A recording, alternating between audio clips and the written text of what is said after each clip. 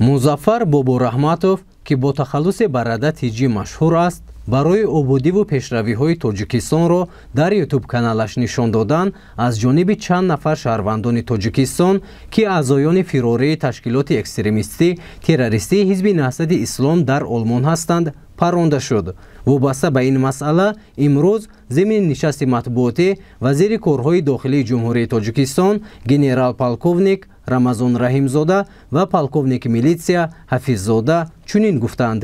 дар воқеият ҳамин Мирзо Раҳматов гуфтани шахс ин блогери тоҷик аст. вақте ки ба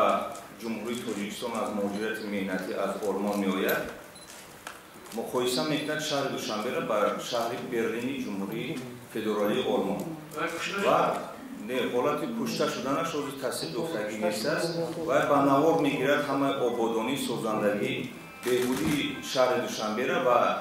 ҳангоми баргаштан ба муҳоҷирати меҳнатӣ ба олмон дар саҳифаи фейсбукии худ عموما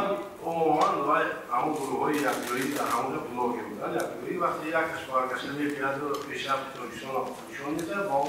گروه های حزب نهضت اسلام مقدم موافق نمیشه. یعنی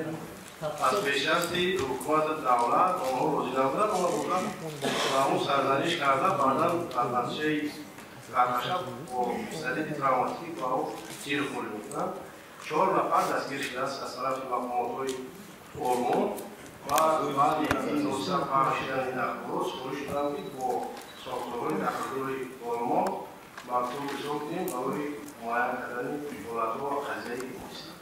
ماشین‌ها از اروپا، از دبی و کوریا،